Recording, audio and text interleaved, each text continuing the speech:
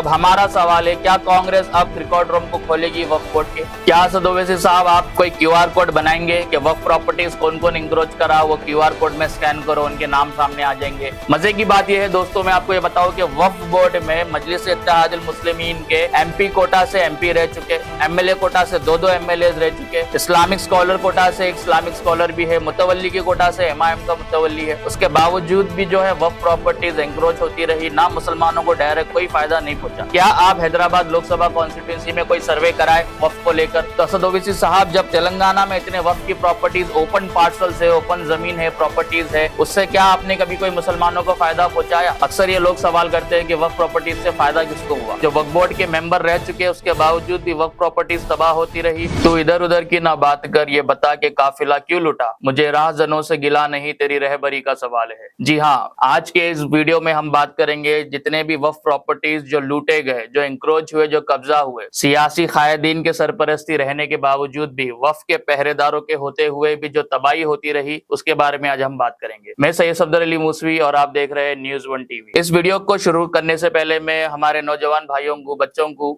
ये बता दूं कि जैसे कि आप जानते हैं, आजकल जो आप सुन रहे हैं वक्फ प्रॉपर्टीज बचाइए, काला कानून, गोरा कानून और स्कैनर, क्यूआर कोड, तो ये जो हंगामे आज जो आप रोड पर देख रहे हैं, तो ये वक्फ की जायदादों को बचाने के लिए किया जा रहा है, काला कानून जो है रोकने के लिए जो है किया जा रहा है। तो ऐसे में बताऊं आपको कि हिंदुस्तान में, इंडिया में रेलवेज और डिफेंस के बाद वक्फ प्रॉपर्टीज का तीसरा नंबर आता है, यानी कि सबसे ज्यादा प्रॉपर्टीज, लैंड पार्सल्स और लैंड प्रॉपर्टीज वक्फ की जो है तीसरे नंबर पे है। 9,40,000 एकड़, लाखों करोड़ों का जिसका कीमत बताई जाती है। तेलंगाना की अगर मैं बात करूं तो तेलंगाना में 77,000 एकड़ जमीन थी, जो जिसमें से ऑलमोस्ट 75% इंक्रोच हो गई। अब बामुश्किल जो है 20-25 हजार एकड़ बची हुई है। और जिस तरीके से हम देख रहे हैं कि ओल्ड सिटी में भी जब वक्फ प्रॉपर्टीज की बात आती है, हैदराबाद में जब वक्फ प्रॉपर्टीज की बात आती है, तो एक नाम जो है हाल ही में आपने सुना होगा कि जनाब असदुद्दीन ओवैसी साहब के बारे में नेशनल मीडिया पे भी है, काफी फिक्रमंद है वो वक्फ प्रॉपर्टीज को लेकर, उसकी तहफ्फुज को लेकर। और हाल ही में जो है Telangana honourable chief minister Revanth Reddy साहब ने भी कहा था कि 17 एमपी में से वो एक वाहिद असदुद्दीन ओवैसी एमपी है जो मुसलमानों की, दलितों की, गरीबों की आवाज। सही है, सही कहा बिल्कुल आपने। लेकिन जो है हमारे सीएम साहब को मैं ये बताना चाहूंगा यहाँ पर, सीएम साहब आप ये बताइए कि तेलंगाना के 17 एमपी में से वो कौन से एक एमपी है जो वक्फ बोर्ड के मेंबर रह चुके हैं, उसके बावजूद भी वक्फ प्रॉपर्टीज तबाह होती रही, के बावजूद भी जो है वक्फ प्रॉपर्टीज एंक्रोच होती रही? क्या आपको ये नहीं पता? मैं बता देता हूँ। वक्फ का जो फर्स्ट सर्वे है, हैदराबाद डिस्ट्रिक्ट की बात करूंगा मैं, यहाँ वहां की नहीं बात करूंगा, जहाँ के लोकसभा एमपी असदुद्दीन ओवैसी साहब है। हैदराबाद का फर्स्ट सर्वे ये बताता है कि हैदराबाद में 2070 के करीब वक्फ इंस्टीट्यूशन है, वक्फ के प्रॉपर्टीज है टोटल, जिसमें से ऑलमोस्ट 1700 एकड़ की जो इनकी जमीन ऑक्यूपाइड किया हुआ है और 1400 एकड़ के करीब ऑलरेडी एंक्रोच हो गई। तो क्या असद ओवैसी साहब मुझे ये बताने की आप जहमत करेंगे कि 1984 से मजलिस-ए-इत्तेहादुल मुस्लिमीन के एमपी है, 2004 से आप खुद जो है हैदराबाद एमपी रह चुके, आपके एमएलए ओल्ड सिटी हैदराबाद में है, कॉर्पोरेटर्स है, मेयर्स रह चुके, उसके बाद भी इतनी सारी जायदादें जो है 1400 एकड़ किस तरीके से एंक्रोच हो गई? क्या आपको नहीं पता था? क्या आपने उस एंक्रोच प्रॉपर्टीज को बचाने, क्या आपने उस वक्फ की प्रॉपर्टीज को बचाने जो हैदराबाद में है, उसके लिए कोई आपने इकदाम उठाए? मैं यहाँ पे जो है एक डेटा हमारे व्यूवर्स को बता दूं कि हैदराबाद में किस तरीके से प्रॉपर्टीज जो है इंक्रोच हुई। अब 542 दरगाह है जो वक्फ की है, 513 कब्रिस्तान है, ग्रेवयार्ड है जो वक्फ के है, 772 वक्फ की मसाजिद है, हैदराबाद डिस्ट्रिक्ट की मैं बात कर रहा हूँ, और 195 आशुर खाने हैं जो वक्फ के है। 50,000 करोड़ की इसकी जो है कीमत बताई गई है। अब आप बताइए असद ओवैसी साहब, इसमें से कितने बचे, इसमें से कितने इंक्रोच हो गए? क्या आपके पास कोई डेटा है कि 2706 वक्फ प्रॉपर्टीज में से, हैदराबाद में से कितने जो है बचे? क्योंकि हमारे पास जो डेटा है वो ये बताता है कि 1785 एकड़ जो लैंड पार्सल है हैदराबाद डिस्ट्रिक्ट में वक्फ की, 1785 एकड़ वक्फ की प्रॉपर्टीज हैदराबाद में, जिसमें से 1470 एकड़ जो है ऑलरेडी एंक्रोच हो चुकी है। तो बताइए, आप जो है वक्फ के पहरेदार है, आपसे जो है हमारा सवाल है कि इनको बचाने के लिए क्या कोई हुकूमत में आपने नुमाइंदगी करी? उससे पहले जो है मैं ये भी बता दूं कि साल 2001, साल 2002 में चंद्रबाबू नायडू की जब गवर्नमेंट थी, यूनाइटेड आंध्रा की मैं बात कर रहा हूं, असद ओवैसी साहब एमएलए कोटा से वक्फ बोर्ड में मेंबर रह चुके, आपके जमात के कायदीन भी जो है वक्फ बोर्ड में मेंबर रह चुके, उसके बावजूद भी जो है 2001-2002 में रेगुलराइज कर दिया गया वक्फ प्रॉपर्टीज को। रेगुलराइज का मतलब यह है, मैं बता दूं हमारे व्यूवर्स को, गवर्नमेंट इंस्टीट्यूशन जो है वक्फ की जो प्रॉपर्टीज होती है, वक्फ के जो लैंड पार्सल्स होते हैं, उसको रेगुलराइज करने का मतलब यह होता है कि उस पर अगर कोई कब्जेदार है, उस पर अगर अगर किसी का इंक्रोचमेंट है तो या तो उसी को जो है टेनेंट बना के दे दो, या उसी को लीज पर दे दो, या उसी को सेल कर दो। यानी सीधी सीधी बात है, रेगुलराइज के टर्म पे जो है प्रॉपर्टीज वक्फ की इंक्रोच हो गई, उसको बेच दिया गया, उसको जो है पूरा खत्म कर दिया गया। तो क्या असद ओवैसी साहब आपने कोई प्रोटेस्ट करा था उस वक्त में? क्या आपने धरना दिया? क्या आप रोड पर उतरे? क्या किया आपने, बताइए। हमारे पास जो है पूरी लिस्ट है, मैं बताता हूँ, जो 2001-2002 में किस तरीके से रेगुलराइज पूरी जो है ये सब की गई थी। अगर मैं आपको उसके इंस्टीट्यूशंस के नाम लेके आपको मैं बताऊं यहाँ पर, तो मैं ये बताना चाहूंगा कि खमर अली मस्जिद की जमीन को जो है रेगुलराइज कर दी गई थी। ईदगाह जो मादरना पेट का है उसको रेगुलराइज कर दिया गया। टोली मस्जिद की जो काफी वफ की जमीनात है उसको भी रेगुलराइज कर दिया गया। दरगाह मीर मोमिन चुप आलियाबाद ओल्ड सिटी, इसके 1000 एकड़ को रेगुलराइज कर दिया गया। दरगाह कोए मौला अली की जो जमीन है उसके कई 1000 एकड़ को जो है रेगुलराइज कर दिया गया। दरगाह बाबा शरफुद्दीन की 1000 एकड़ जमीन को जो है रेगुलराइज कर दिया गया। तो बताइए असद ओवैसी साहब, आप तो वक्फ बोर्ड में थे, आप वक्फ बोर्ड मेंबर थे, कभी आपने इस तरीके को जो है आपने प्रोटेस्ट किया, कोई एहतजाज किया आपने? दरगाह बरहान शाह अलैहि रहमा की 130 एकड़ जो संतोष नगर पे जो थी उसको रेगुलराइज जो है कर दिया गया था। मस्जिद सुल्तान बेगम की जो ग्रेवयार्ड है 4 एकड़ टैंक बंड, उसको रेगुलराइज कर दिया गया। तो ये सब वक्फ की जमीन को गवर्नमेंट ने रेगुलराइज कर दिया, तो आपने कोई आवाज उठाया, आपने कोई एहतजाज करा, आप कई रोड पर उतरे, इस चीज को आपने ऑब्जेक्ट किया, तो आप जरूर हमें बताइए यहाँ पर। साथ ही साथ जो है मैं ये भी बता दूं कि वक्फ के प्रॉपर्टीज जमीनों पर कब्जेदार मकबरा Abdul Haq 10,000 square yard, Alamgir mask 5 एकड़, आलमगीर मॉस्क की 5 एकड़ जमीन जो है रेगुलराइज कर दी गई। दरगाह कोहे इमाम जामिन की 15 एकड़ जमीन को जो है रेगुलराइज कर दिया गया। तो ये तकरीबन जो है साल 2001 साल 2002 में जब चंद्रबाबू नायडू की गवर्नमेंट थी, जब आप खुद जो है एज एन एमएलए कोटा से वक्फ बोर्ड के मेंबर रह चुके, उसके बावजूद भी इतने सारी चीजें हाथों के सामने, इतने सारी चीजें आपके नजरों के सामने से चले गई, तो क्या आपने इसको रोकने के लिए कोई इकदाम उठाया था? अक्सर ये लोग सवाल करते हैं कि वक्फ प्रॉपर्टीज से फायदा किसको हुआ। ठीक है, तो मैं जरूर बताना चाहूंगा कि फायदा सिर्फ उन लोगों का हुआ है जो अमीर सियासतदान है, जो अमीर मुस्लिम सियासतदान है, जो अमीर उलेमा है। मैं अमीरों की बात कर रहा हूँ, वैसे उलेमाओं की बात कर रहा हूँ जो इनोवा, फॉर्च्यूनर और एसयूवीज को मेंटेन करते हैं, जिनके जो है खुद के आलीशान महल होते हैं, जो अपना फार्म हाउस मेंटेन करते हैं, वैसे उलेमाओं की बात कर रहा हूँ मैं। उन उलेमाओं का कभी फायदा नहीं हुआ, उन उलेमाओं मशाकिन जो गरीब है, जो पसमंदा है, उनका कभी फायदा नहीं हुआ। जो 2 व्हीलर पे है, जो किराए के मकान में रहते उलेमा, वैसे लोगों को कभी वक्फ बोर्ड से फायदा नहीं हुआ। जो अमीर मुतवलियान है ना, जो दरगाह के जो अमीर मुतवलियान होते हैं, जो आशिर खानों के अमीर मुतवलियान है, उनका हमेशा से जो है फायदा हुआ, लेकिन गरीबों का फायदा नहीं हुआ। सीएम साहब कभी क्या असद ओवैसी साहब से आपने पूछा कि साहब 17 एमपी में से आप एक एमपी है जो वक्फ बोर्ड मेंबर रह चुके, उसके बावजूद भी हैदराबाद लोकसभा में जहां पे आपके वोटर्स है, जहां पे मुसलमाना है हैदराबाद ओल्ड सिटी में, वहां पे किसका फायदा हुआ वक्फ प्रॉपर्टी से? जो 25 साल पहले किराए के मकान में है वो आज भी किराए के मकान में रह रहा, जो किराए का ऑटो चला रहा है आज भी किराए के ऑटो पे है। ऐसा कितने मुसलमाना है जो 60% हमारे पास सर्वे है, जो 60% लोग स्लम एरियाज में रहते हैं। ऐसे कितने मुसलमाना है जो कर्जे में कुप्पा है, जो कर्जे में डूबते जा रहे, उनका कर्ज आसान करने क्या किसी चीज की मदद दी गई उनको वक्फ की तरफ से? तो वक्फ का मतलब ये नहीं होता कि सिर्फ मसाजिद, दरगाह, आशिर खाना या कब्रिस्तान। वक्फ का प्रॉपर्टीज, वक्फ के जो जमीनात होते हैं, ये मुसलमानों के, जो कुछ मुसलमानों की साजिश है कि कुछ ज्यादा समझ नहीं है, उन गरीबों के दिमाग में ये बात डाली गई कि वक्फ का मतलब सिर्फ मस्जिद होती है, वक्फ का मतलब सिर्फ जो है कब्रिस्तान होता है, या वक्फ का मतलब जो है सिर्फ और सिर्फ दरगाह या आशिर खाना होता है। बिल्कुल गलत है।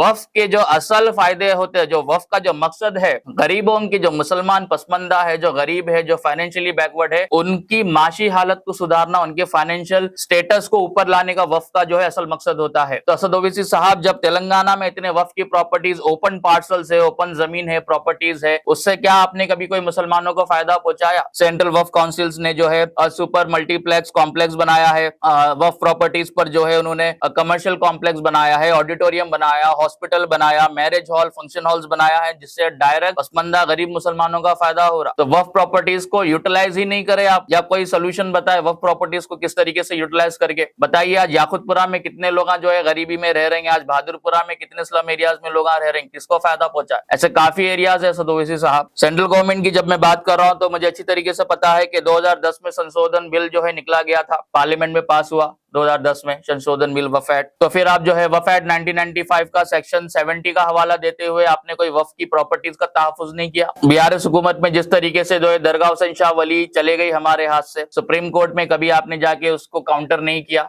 आपने रोकने की कोशिश क्यों नहीं की? 81,000 करोड़ की प्रॉपर्टीज का असासा है दरगाह हुसैन शाह वली का। लैंको हिल्स हमारे हाथ से चले गया, मणिकुंडा जागीर हमारे हाथ से चली गई। मजे की बात यह है दोस्तों, मैं आपको ये बताऊं कि वक्फ बोर्ड में मजलिस इत्तेहादुल मुस्लिमीन के एमपी कोटा से एमपी रह चुके, एमएलए कोटा से दो एमएलए रह चुके, इस्लामिक स्कॉलर कोटा से एक इस्लामिक स्कॉलर भी है, मुतवल्ली के कोटा से एमआईएम का मुतवल्ली है। उसके बावजूद भी जो है वक्फ प्रॉपर्टीज एंक्रोच होती रही, ना मुसलमानों को डायरेक्ट कोई फायदा नहीं पहुंचा। सेंट्रल गवर्नमेंट की जो स्कीम है सेंट्रल वक्फ काउंसिल की मैंने बताया, साथ ही साथ एक और नवाडो बोल के भी है, नेशनल वक्फ डेवलपमेंट कॉर्पोरेशन लिमिटेड, उसके जरिए से कितनी प्रॉपर्टीज आपने तेलंगाना की, हैदराबाद की डेवलप कराई, असद ओवैसी साहब बताइए। वक्फ संपत्ति विकास योजना भी है सेंट्रल वक्फ काउंसिल की, जिसका मकसद ये है कि जो गरीब है, जो पसमंदा है, जो कर्जे में है, उनको सब्सिडाइज लोन दिया जाए, उनको विदाउट इंटरेस्ट लोन दिया जाए। वैसी भी स्कीम से 150 के करीब जो है प्रोजेक्ट्स चल रहे सेंट्रल वक्फ काउंसिल के या नवाडो की मैं बात करूं तो कितने आपने इंप्लीमेंट करा ये बताइए? कुछ नहीं करा आपने, सिर्फ आपने अपने बारे में सोचा, आपने जो है मुसलमानों के गरीबों के बारे में आप नहीं सोचा। अगर आप सोचे तो एक व्हाइट पेपर जारी करिए, ऑन रिकॉर्ड आके बताइए कि नहीं हैदराबाद में, तेलंगाना में इतने सारे वक्फ के प्रॉपर्टीज हमने बचाए हैं। बचाए ही नहीं, सिर्फ उसके साथ ही साथ ऐसे एस्टेब्लिशमेंट कराए हैं वक्फ प्रॉपर्टीज के ऊपर, इस तरीके से एस्टेब्लिशमेंट आपने कराए थे वहां पे लोगों का, जो गरीब मुसलमानों है उनको डायरेक्ट जो है उनका फायदा हो रहा। अगर ऐसा कुछ है तो जरूर बताइए हमें। और बीआरएस हुकूमत में मामू की जब सरकार थी तो मैं यहाँ पे बता दूं कि बीआरएस हुकूमत में सीएम केसीआर साहब ने वक्फ बोर्ड में सुधार लाने, वक्फ बोर्ड को और बेहतर करने के लिए कुछ कमिटीज बनाई थी, सिन्हा कमेटी बनाई थी, आईएएस ऑफिसर्स जो रिटायर्ड है उनको लेकर। तो उसका क्या रिजल्ट आया, क्या आपको पता है? हमें तो कुछ भी नहीं पता। एक और कमीशन जो है बिठाया गया था, हाशिम अली कमीशन, बीआरएस हुकूमत में वक्फ बोर्ड में सुधार लाने, उसका क्या रिजल्ट आया, उसका क्या नतीजा निकला? असद ओवैसी साहब, कभी आपने पूछा बीआरएस से, कभी आपने केसीआर से पूछा था क्या? तो इस तरीके की कमिटीज और कमीशन तो बनाए गए, लेकिन उसका कुछ फ्रूटफुल नतीजा तो नहीं निकला। एक और चीज में जो है यहाँ पे बता दूं कि अकबर ओवैसी साहब भी अक्सर सीबीआई सीआईडी इंक्वायरी करो करो बोलते हैं, लेकिन अब तक नहीं हुई वो इंक्वायरीज। जो वक्फ प्रॉपर्टीज को किसने इंक्रोच करा, इंक्रोचर्स कौन है, उनको जो है सजा दिया जाए, वक्फ प्रॉपर्टीज को वापस से जो है रिवाइव किया जाए, इस तरीके के कोई इकदाम नहीं उठाए गए। और कांग्रेस अब जब आ चुकी तो कांग्रेस आने से पहले जो उनके मुतालेबात थे, चाहे वो माइनॉरिटी लीडर्स की तरफ से ही क्यों ना हो, कि रिकॉर्ड रूम को खोलो, कमिश्नरेट का दर्जा दिया जाए। तब हमारा सवाल है, क्या कांग्रेस अब रिकॉर्ड रूम को खोलेगी वक्फ बोर्ड के? क्या कांग्रेस अब कमिश्नरेट का दर्जा देगी? क्या कांग्रेस अब जिस तरीके से हाइड्रा बनाया गया है, वक्फ प्रॉपर्टीज के लिए भी एक बॉडी बनाए जिसपे कोई आईएएस आईपीएस ऑफिसर को अपॉइंट करके जितने भी वक्फ प्रॉपर्टीज इंक्रोच हुए उसको वापस से जो है रिवाइव करने, उस वहां पे इलीगल इंक्रोचमेंट्स को तोड़ने क्या इकदाम उठाएगी? ये सवाल मेरा कांग्रेस से है और कांग्रेस के माइनॉरिटी लीडर से है। एक और जो है मैं ये बता दूं, 2006 में सच्चर कमेटी ने एक रिपोर्ट दी, भारत सरकार को दी थी कि मुसलमानों की खस्ता हालत, माशी हालत को सुधारने के लिए उन्होंने सजेशंस दिया, उन्होंने काफी जो है रिकमेंडेशन दी थी गवर्नमेंट ऑफ इंडिया को, जिसके तहत कुछ चीजें अमल में भी आई। जैसे कि 2013 में सच्चर कमेटी की गुजारिश पे जो है नवाडो को बनाया गया, नेशनल वक्फ डेवलपमेंट कॉर्पोरेशन को बनाया गया, और जो है सेंट्रल वक्फ काउंसिल को भी कुछ शेयर दिया गया। 49% स्टेट माइनॉरिटी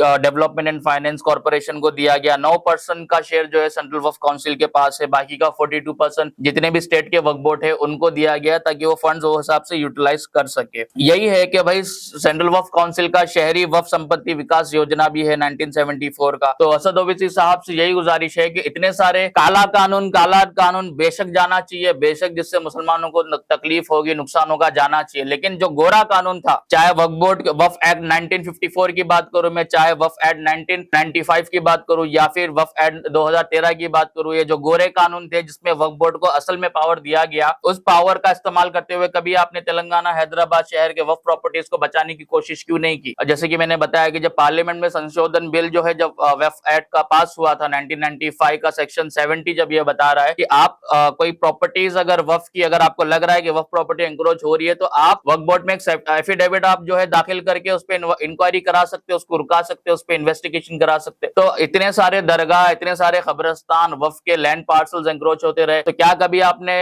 वक्फ एक्ट 1995 सेक्शन 70 का इस्तेमाल करते हुए वक्फ बोर्ड में कोई एफिडेविट दाखिल करा था? क्या आप एज अ बैरिस्टर कोई कोर्ट को अप्रोच हुए? क्या आप एज अ बैरिस्टर आपकी लीगल टीम को लेके हाई कोर्ट या सुप्रीम कोर्ट को अप्रोच होकर आपने कितने जमीनात जो है आपने वापस कराई? तो वक्फ प्रॉपर्टी से जो है सिर्फ उनका ही फायदा हुआ है जो अमीर मुसलमान सियासतदान है, जो अमीर उलेमा है, जो अमीर मुतवलियान है। गरीबों का कभी कोई फायदा नहीं हुआ। होना तो ये चाहिए कि फायदा उनका हो। तो उम्मीद करता हूं कि इस वीडियो के बाद ये जो कुछ सजेशंस है उसको लेकर असद ओवैसी साहब या वक्फ बोर्ड के मेंबर जो भी है दीगर, उस पर थोड़ा तवज्जो देंगे, और साथ ही साथ में जो है गरीबों को किस तरीके से फायदा हो उस पर पर जो है कोई कोशिश की जाएगी। क्या असद ओवैसी साहब आप कोई क्यूआर कोड बनाएंगे कि वक्फ प्रॉपर्टीज कौन कौन इंक्रोच करा, वो क्यूआर कोड में स्कैन करो, उनके नाम सामने आ जाएंगे। तो एटलीस्ट अगर आप ये भी बता दें कि कौन सी तेलंगाना हैदराबाद में वक्फ की प्रॉपर्टीज है जो इंक्रोच हो चुकी, उस क्यूआर कोड पे अगर स्कैन करेगा मुसलमान तो उसको पता चल जाएगा कि ये फला फला चीज वक्फ की थी जो इंक्रोच हो चुकी। उस तरीके का क्यूआर कोड क्या आप बनाएंगे? क्या आप हैदराबाद में, मैं तेलंगाना की बात नहीं करता, मैं हैदराबाद की बात करता हूं असद ओवैसी साहब, जहां के आप एमपी है, क्या आप हैदराबाद लोकसभा कॉन्स्टिट्यूंसी में कोई सर्वे कराए वक्फ को लेकर के कितने लोग जो है गरीब है, पसमंदा है, कितने किराए के घर में रह रहे हैं, कितने जो है किराए का ऑटो चला रहे हैं, कितने बंडी वाले हैं, कितने कर्जे में है, कितने स्लम एरियाज में रह रहे हैं, ताकि उनकी माशी हालत को सुधारा जाए। जब तक आपके पास डेटा नहीं होगा, जब तक आपके पास सर्वे की रिपोर्ट नहीं होगी, आप किस तरीके से उनका वेलफेयर के बारे में सोचेंगे, किस तरीके से वो मुसलमान अपनी पसंदगी से दूर होंगे, बताइए मुझे आप। तो जैसे कि मैंने बताया कि आपको 2010 में पार्लियामेंट में जो संशोधन बिल जो पास हुआ था वफ एक्ट को लेकर, उसी का जो है सेक्शन 40 तो ये बताता है कि आप कोई भी वफ की प्रॉपर्टीज इंक्रोच हो रही है, अगर आपको डाउट भी है, आप सेक्शन 40 का हवाला देके वफ एक्ट का उस जमीन पे आप इन्वेस्टिगेट करा सकते हैं, आप वक्फ बोर्ड को बावर करा सकते थे, आप रोक सकते थे, वो चीज पे इंक्वायरी करा सकते थे, लेकिन आपने इस तरीके की कोई चीज नहीं की। साथ ही साथ जो है एक और चीज मैं आपको ये बता दूं कि जिस तरीके से दलित बंधु स्कीम है या दूसरे एससी बीसी के वेलफेयर की स्कीम है, तो वक्फ प्रॉपर्टीज लाखों करोड़ों की जो है जायदादें है, हजारों करोड़ों की जायदादें है, मुसलमानों को उनकी ही वक्फ प्रॉपर्टीज अगर आज दे दी जाती तो आज वो पसमंदा नहीं होते, हर एक मुसलमान आज जो है करोड़पति होता।